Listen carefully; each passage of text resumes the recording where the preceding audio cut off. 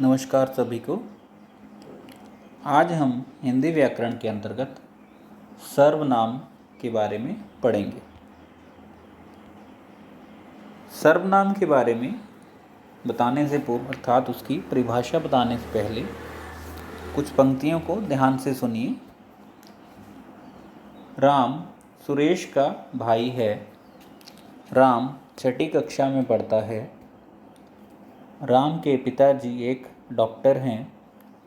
राम की माताजी एक अध्यापिका हैं। इन पंक्तियों में हमने राम शब्द का बार बार प्रयोग किया है, जो कि उचित नहीं है।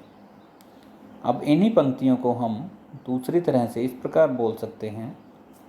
राम सुरेश का भाई है। वह छठी कक्षा में पढ़ता है। उसके पिताजी एक डॉक्टर हैं। उसकी माताजी एक अध्यापिका हैं। इन पंक्तियों में हमने राम के स्थान पर वह, उसका तथा उसकी शब्दों का प्रयोग किया है, जो कि सही लगता है। इस प्रकार राम के स्थान पर जो शब्द प्रयोग किए गए हैं, जैसे वह, उसका, उसकी, इन्हें ही सर्वनाम कहा जाता है। अब आइए देखते हैं सर्वनाम की परिभाषा। संज्ञा के स्थान पर प्रयुक्त होने वाले शब्द सर्वनाम कहलाते हैं, जैसे मैं, तुम, यह, वह, आप, उसका, तुम्हारा आदि। जैसे मैं बाजार जा रहा हूँ, आप क्या कर रहे हो। इस तरह से इनका हम प्रयोग कर सकते हैं। सर्वनाम के भेद। सर्वनाम के 6 भेद हैं। पहला है पुरुषवाचक सर्वनाम, निश्चयवाचक सर्वनाम, अनिश्चयवाचक सर्वनाम, संबंधवाचक सर्वनाम, प्रश्नवाचक सर्वनाम तथा निजवाचक सर्वनाम। सबसे पहले पुरुषवाचक सर्वनाम। जैसा कि इसके नाम से ही स्पष्ट है, पुरुषवाचक अर्थात जो किसी पुरुष के संबंध में जानकारी दे। इसकी परिभाषा इस प्रकार से है। बोलने वाले, सुनने वाले तथा अन्य जिसके विषय में कुछ कहा जाए के लिए प्रयुक्त सर्वनाम पुरुषवाचक सर्वनाम कहलाते हैं। जैसे यदि हम किसी से बात कर रहे हैं तो मैं स्वयं बोलने वाला हूँ, आप सुनने वाले हो, तथा जिस किसी अन्य के लिए मैं आपसे कुछ कह रहा हूँ वह अन्य तीसरा व्यक्ति हो गया। तो इन तीनों के लिए जो शब्द प्रयुक्त किए जाते हैं उन्हें पुरुषवाचक सर्वनाम कहा जाता है। पुरुषवाचक सर्वनाम के भी 3 भेद हैं। सबसे पहला है उत्तम पुरुष। बोलने वाला अपने लिए जिन शब्दों का प्रयोग करता है उन्हें उत्तम पुरुष कहा जाता है। जैसे मैं, हम। यदि मैं अपने लिए जिस शब्द का प्रयोग करूँगा या बोलने वाला अपने लिए जिस शब्द का प्रयोग करेगा उसे उत्तम पुरुष के अंतर्गत रखा जाता है। जैसे मैं और हम। उदाहरण, मैं किताब लेने बाजार गया। इस प्रकार से मैं शब्द मैंने अपने लिए प्रयुक्त किया है, अर्थात उत्तम पुरुष का उदाहरण है। पुरुषवाचक सर्वनाम का दूसरा भेद है मध्यम पुरुष। सुनने वाले व्यक्ति के लिए जिस शब्द का प्रयोग किया जाता है उसे मध्यम पुरुष कहा जाता है। जैसे तू, तुम, आप। अर्थात यदि मैं आपसे बात कर रहा हूँ तो आप सुनने वाले हुए, तो आपके लिए जिन शब्दों का प्रयोग किया जाएगा उन्हें मध्यम पुरुष के अंतर्गत रखा जाता है। इसके उदाहरण देखिए। तुम क्या चाहते हो। इसके पश्चात पुरुषवाचक का तीसरा भेद है अन्य पुरुष। बोलने वाला जिसके विषय में बात करता है उसे अन्य पुरुष कहते हैं। जैसे यह वह इत्यादि। इसका उदाहरण है वे कल जरूर आएंगे, अर्थात किसी तीसरे व्यक्ति के बारे में बात हो रही है कि वे कल जरूर आएंगे, तो यह अन्य पुरुष का उदाहरण है। सर्वनाम का दूसरा भेद है निश्चयवाचक सर्वनाम। इसका भी नाम से स्पष्ट है, निश्चय अर्थात जो फिक्स है, निश्चित है। परिभाषा: जिस सर्वनाम शब्द से किसी निश्चित व्यक्ति या वस्तु का बोध हो उसे निश्चयवाचक सर्वनाम कहते हैं, जैसे यह वह इत्यादि।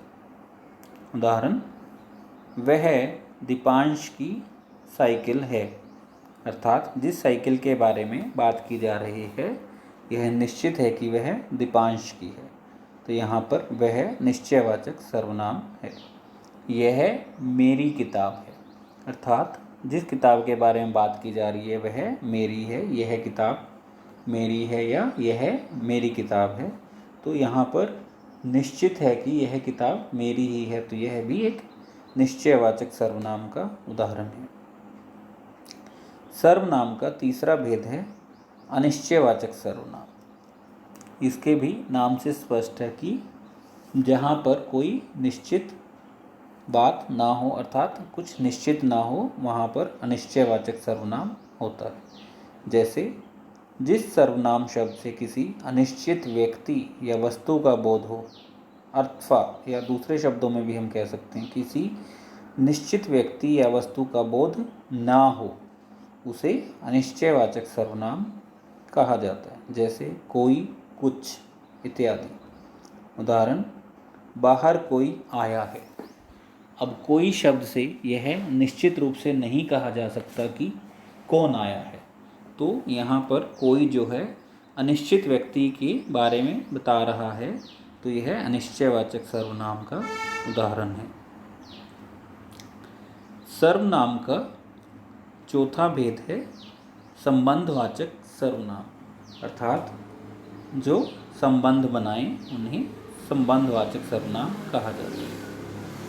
परिभाषा: जो सर्वनाम शब्द दो भिन्न भिन्न बातों का संबंध जोड़ते हैं उन्हें संबंधवाचक सर्वनाम कहते हैं, जैसे जो, सो, जैसा, वैसा इत्यादि।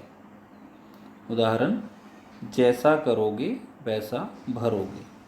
यहाँ पर जैसा तथा वैसा शब्द करोगे तथा भरोगे जो कि भिन्न भिन्न हैं, उनके विषय में, उनके बीच में संबंध बना रहे हैं, तो यहाँ पर जैसा वैसा संबंधवाचक सर्वनाम के उदाहरण हैं।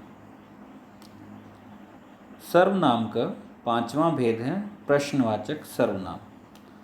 प्रश्न अर्थात किसी से कोई प्रश्न पूछना, तो प्रश्नवाचक सर्वनाम का भी नाम से ही स्पष्ट है कि जहाँ पर कोई प्रश्न पूछा जा रहा हो, अर्थात जिस सर्वनाम शब्द का प्रयोग प्रश्न पूछने के लिए किया जाता है उसे प्रश्नवाचक सर्वनाम कहते हैं, जैसे कौन, क्या इत्यादि।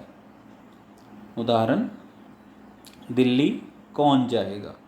यहाँ पर प्रश्न के माध्यम से सर्वनाम शब्द का प्रयोग किया गया है, दिल्ली कौन जाएगा, तो यह प्रश्नवाचक सर्वनाम का उदाहरण है। इसी प्रकार तुम्हें क्या करना है, यहाँ पर भी एक प्रश्न पूछा जा रहा है, तो यह प्रश्नवाचक सर्वनाम के उदाहरण है। सर्वनाम का अंतिम भेद है निजवाचक सर्वनाम। निज का अर्थ है अपना, स्वयं का, खुद का, कि जो शब्द, जिन शब्दों का प्रयोग हम अपने लिए करते हैं, अपने लिए अर्थात निज अर्थात अपने लिए, उन्हें निजवाचक सर्वनाम के अंतर्गत रखा जाता है। परिभाषा है कर्ता अर्थात कार्य करने वाला अपने लिए जिन सर्वनाम शब्दों का प्रयोग करता है उन्हें निजवाचक सर्वनाम कहते हैं, जैसे अपने आप, स्वयं, खुद। यहाँ पर अपने आप, स्वयं तथा खुद का प्रयोग कार्य करने वाला अर्थात बोलने वाला अपने लिए ही करेगा, तो यह निजवाचक सर्वनाम के उदाहरण हैं। पहला उदाहरण है बच्चा अपने आप सीढ़ियाँ चढ़ गया। अपने आप यहाँ पर बच्चे के लिए प्रयुक्त किया गया है, तो वह निजवाचक सर्वनाम। इसी प्रकार हमें अपना काम स्वयं करना चाहिए। यहाँ पर स्वयं भी अपने लिए अर्थात ही प्रयुक्त हुआ है, जो कि निजवाचक सर्वनाम का उदाहरण है। तो यह सर्वनाम शब्दों की परिभाषा तथा भेद को ध्यानपूर्वक देखकर समझ लीजिएगा। धन्यवाद।